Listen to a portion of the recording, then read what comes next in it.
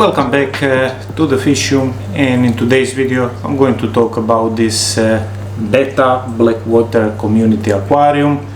The aquarium itself is 6 months old, and it is finally time to build something new. And also Milky the Betta is getting older with each passing day. Currently he's 3 years old. He has trouble swimming, so I decided to move him to a smaller setup. I'm going to talk about how I built this aquarium, why, what maintenance I'm doing, and that's about it.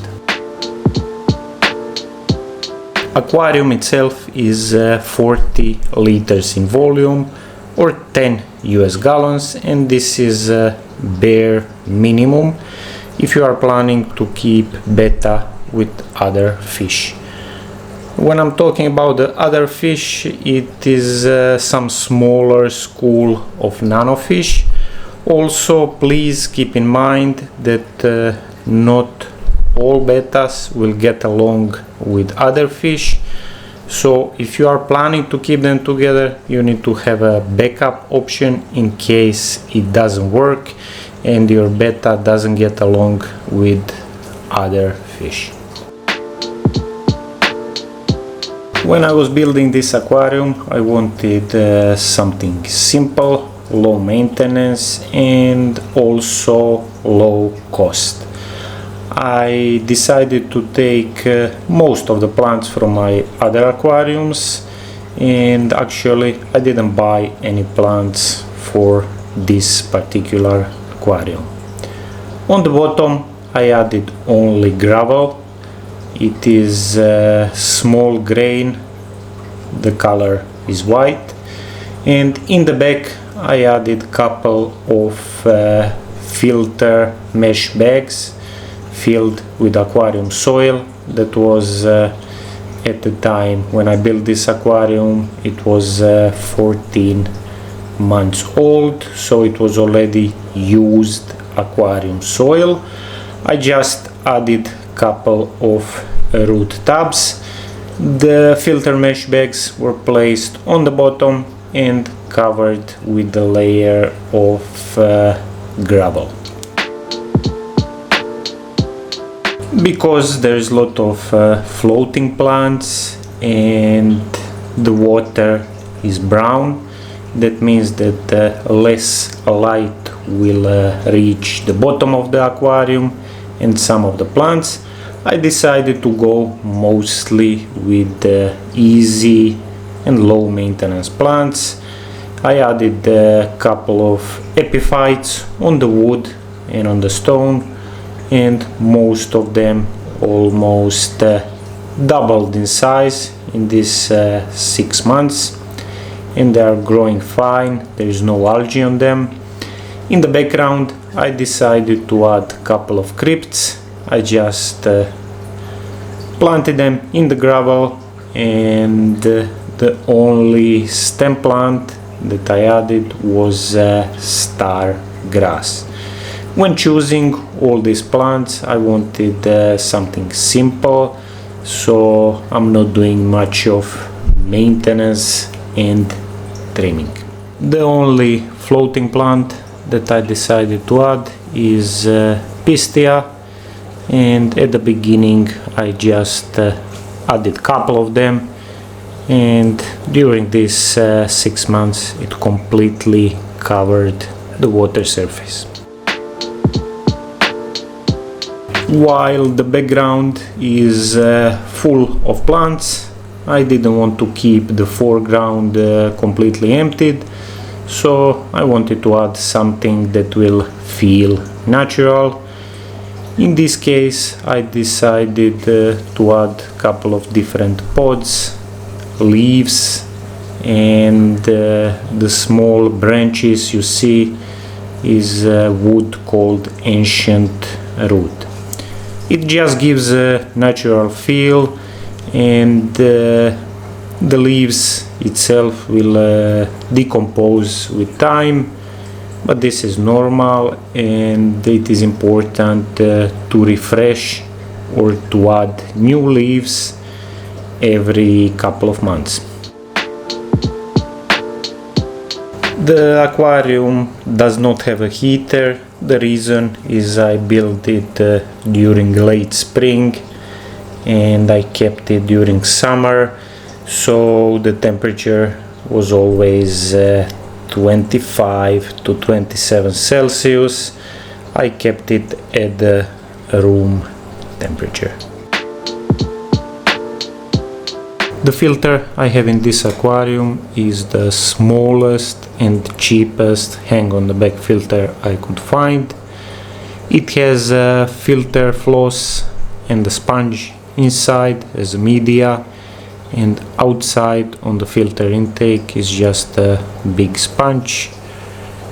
If you've been following this series, everything went okay, so you don't need a really big filter for your aquariums as long as you are doing regular water changes. Also, you can see the flow is set to the minimum, so there is just basically water slowly dripping into the aquarium. The name black water comes from the yellowish or actually brown tint or color that the aquarium itself has, and this color is achieved by adding natural tea, and mostly I've been adding it every 2 weeks, so this is 2 times a month, or whenever I see that the color is fading. The tea itself has also some properties that are antifungal, and they are also good for the fish, so the fish themselves will not develop any illness, and it's good for their immune system. The stocking of this aquarium is a couple of bloody meryshrimps. They are still alive. Mostly they are hiding because as soon as Milky the Betta sees them, he will start chasing them, so I don't see a lot of shrimps around. The next I added Chilirasboras, and the last was Milky the Betta. If you are going to keep your betta in a community, it is important to add the betta fish last, and I never had issues keeping these 2 fish together, so Chilirasboras and bettas always get along fine. But just in case they don't get along, before adding your betta, please have a backup option, because not every fish is the same and not every fish will react the same. Regarding the maintenance I've been doing on this aquarium, is just a regular weekly water change. Usually I would change 20% of the aquarium volume, and then I would add back the tap water. Also, in case needed, I would add the tea for the color. That depends, sometimes it was every 10 days, 2 weeks, 20 days, it depends how fast the color would fade. Also, I was gravel vacuuming the bottom just to remove the excess of botanicals and leaves that were decomposing, but I didn't do it every week, probably once every month. Also, I was adding new leaves and new botanicals because the old ones were decomposing, and I would do this once every 2 months. Regarding glass cleaning, this was one of the rare aquariums that I didn't have any algae growing on the glass. so I would clean the glass maybe once every month, and even when I was cleaning it, actually I was not removing any algae because the glass was almost clean. I guess the reason is because the water itself has a brown tint, and the light, it is not so easy for the light to reach the bottom or the glass.